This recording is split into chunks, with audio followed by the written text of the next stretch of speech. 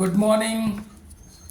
Today, 25th November 2024, Monday, Wisdom of Word of God morning ડિવોશનમાં આપ સર્વનો આવકાર કરવામાં આવે છે અને પ્રેમી સલામ પાઠવવામાં આવે છે. આજે આપણે નીતિવચનના પુસ્તકમાંથી એનો 10મો અધ્યાય અને એની 26મી કલમ પર ટૂંકું મનન કરવા માગીએ છીએ. પ્રોવર્બ્સ ચેપ્ટર 10 વર્સ 26 અને પ્રભુનું વચન આ પ્રમાણે આપણને કહે છે, જેમ દાંતને સરકો અને આંખોને ધુમાડો હેરાન કરે છે, તેમ આળસુ પોતાને કામ કરનાર મોકલનારને હેરાન કરે છે. અને આ પ્રભુનું વચન છે. અને અત્યારે જે આપણે સુલેમાનના નીતિવચનો જોઈ રહ્યા છે, અને એમાં સુલેમાન ખાસ કરીને જે લેઝીનેસ, આળસુપણું અથવા લેઝી પીપલ કે લેઝી સેવકો, લેઝી લોકોને એ મૂર્ખો તરીકે એ પોતાની ભાષામાં એ પ્રદર્શિત કરે છે. કારણ કે નીતિવચનના ઘણા બધા એ વચનોમાં એ મૂર્ખ માણસ ને એ આળસુ માણસની સમકક્ષ એ ગણવામાં આવ્યા છે. અને અહીંયા જે લખવામાં આવ્યું છે આ કલમમાં, જેમ દાંતને સરકો અને આંખોને ધુમાડો હેરાન કરે છે, તેમ આળસુ પોતાના કામ પર મોકલનારને હેરાન કરે છે. As a vinegar to teeth and smoke to the eyes, so is a sluggard to those who send him. અને એટલે ખાસ કરીને જે લેઝી પીપલ છે, જે લેઝી માણસ છે, they never do the thing they promise.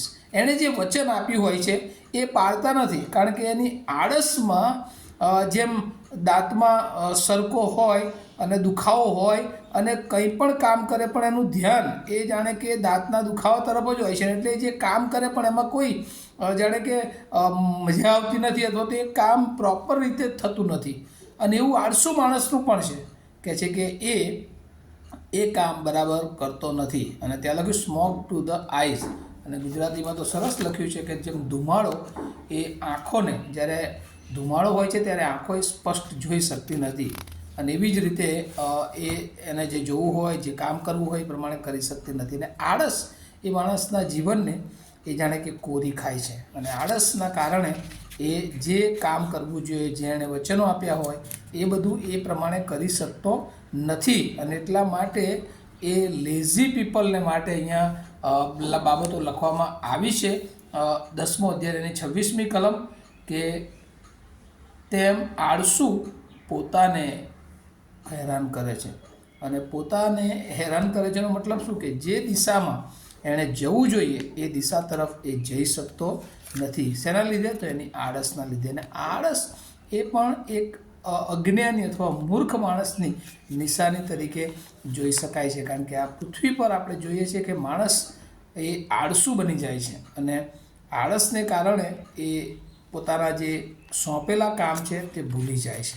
અને આળસને કારણે એ ઘણી બધી બાબતો એ ચૂકી જાય છે. અને જેમ આપણે અગાઉ પણ જોયું હતું કે હે માણસ, હે આળસુ માણસ, તું કીડીની પાસે જા. કારણ કે એ અગાઉથી જે પ્લાનિંગ પ્રમાણે કામ કરવાનું કીડી પોતાનો ખોરાક ભેગો કરે છે. અને એ રીતે જે આળસુ માણસ છે એ જ્યારે પોતાના પર આવી પડે ત્યારે દોડાદોડ કરે છે, પણ ત્યારે એ સમય પૂરો થઈ ગયો હોય છે. અને એટલે અગાઉથી એની પાસે કોઈ આયોજન હોતું નથી. એ પોતાનો સમય, પોતાના તાલંતોનો વેસ્ટ, દુરુપયોગ કરી શકે છે, અને એ નકામા કરી શકે છે. કારણ કે એની પાસે હોય પણ તે ઉપયોગ કરી શકતો નથી. અને એટલા માટે જીવનમાં જ્ઞાની સુલેમાન એ પ્રમાણે કહે છે કે જો આપણે આળસુ છીએ તો આપણે ઘણા એક ક્વોલિફાઈડ હોય, ગમે તેવી બાબતો આપણી પાસે હોય, પણ આળસ એ પણ શૈતાનનું એક હથિયાર છે. અને આળસને કારણે પણ આપણે જે કામો ઈશ્વરે આપણને સોંપ્યા છે અને એ આળસ દ્વારા આપણે એને નષ્ટ કરી શકીએ છીએ. અને અહીંયા તો લખવામાં આવ્યું છે કે એ જે કામો એને સોંપવામાં આવ્યા છે એ પણ તે પોતે કરી શકતો નથી.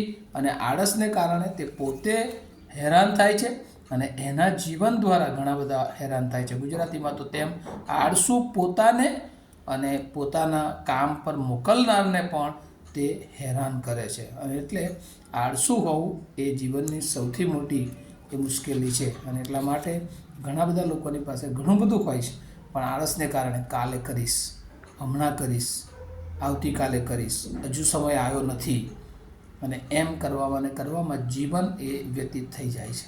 અને એવી જ રીતે ખ્રિસ્તી વિશ્વાસ અને જીવનને માટે પણ આ બાબતો બહુ અગત્યની છે કે ઘણી બધી વાર આપણે વિચારે કાલથી ટૂંક મનન શરૂ કરીશ, કાલથી બાઇબલ વાંચવાની શરૂ કરીશ, પણ એ કાલ આવતી નથી. અને એક પ્રકારની આળસ છે ઘણી બધી વાર વહેલા ઉઠવાની બાબતમાં, પ્રાર્થના કરવાની બાબતમાં આળસ, કારણ કે શરીર એ માણસને આળસમાં નાખી દે છે. અને એ આળસને કારણે ઘણી બધી વાર આપણને જે કામો કરવા જોઈએ, આપણને ખબર હોય છે કે આ સારા કામો છે, આપણે કરી શકીએ, પણ એ આળસને કારણે આપણે એ કામો કરી શકતા નથી. અને એટલે ખાસ કરીને નવેમ્બર મહિનામાં છીએ, આવતો મહિનો ડિસેમ્બર, પ્રભુ ઈસુના જન્મનો દિવસ, પણ એ પહેલાં આપણા જીવનમાંથી આપણે આળસને ખંખેરી નાખીએ, કારણ કે એ પણ એક મૂર્ખતાની નિશાની છે.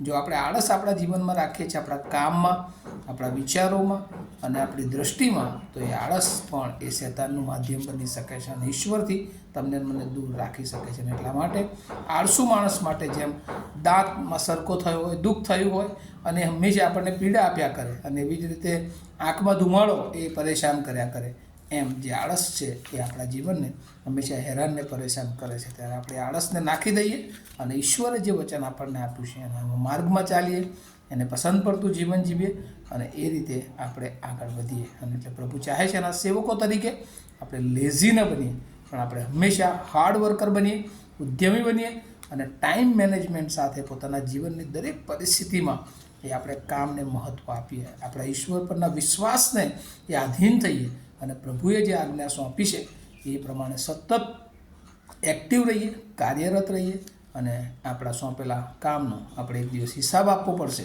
આપણો ન્યાય થશે અને એ ન્યાયીપણાના માર્ગમાં આપણે સતત આપણા જીવનને એ એક્ટિવનેસ સાથે આગળ વધારીએ. આ વચનો પ્રભુ આપણને સમજવાને માટેની કૃપા આપે. આવો આપણે પ્રાર્થના કરીએ. અમારા જીવંત અને દયાળુ ઈશ્વરમાં આભાર માનીએ છીએ. આળસ એ ઘણી બધી વાર અમારા જીવનને કોરી નાખે છે, એ અમારા જીવનને તમારાથી દૂર પણ લઈ જાય છે. જે સમયે જે કામ કરવું જોઈએ એમાં આ લેઝીનેસ અથવા લેઝી આળસની બાબતો અમને એ કામ કરવાથી દૂર રાખે છે. અને એ રીતે પણ પ્રભુ અમે મૂર્ખ ઠરીએ છીએ, કેમ કે પ્રભુ અમે બાઇબલમાં ઘણા બધા એ આળસુ સંબંધીના ઉદાહરણો જોઈએ છીએ. જેમ આળસુ માણસને માટે કીડીનું ઉદાહરણ આપવામાં આવ્યું, આળસુને માટે અમે જોઈએ છીએ 10 કુમારિકાઓનું, કે ઈસુને આવતા વાર લાગશે એમ કરીને 5 એ બુદ્ધિમાન હતી તે આગળ વધી અને 5 મૂર્ખી કે જે હજુ રાહ જોવામાં રહી ગઈ અને મીણબત્તીઓ સળગાવી શકી નહીં અને એ રીતે પ્રભુને મળવાથી દૂર રહી ગઈ. અને અમારી આળસ પણ ઘણી બધી વાર અમને ઈશ્વરથી દૂર લઈ જઈ શકે છે, દૂર રાખી શકે છે. ત્યારે આળસને મારા જીવનમાંથી ખંખેરી નાખીને તમારું કાર્ય જે તમે અમને સોંપ્યું છે એ બહુ સક્રિય રીતે ટાઈમ મેનેજમેન્ટ સાથે કરવાને માટે અમને તૈયાર કરો, એવી પ્રાર્થના ઈસુ પ્રભુના નામમાં સાંભળો, તેનો સ્વીકાર કરો. આમીન. Thank you. Have a nice day to all of you.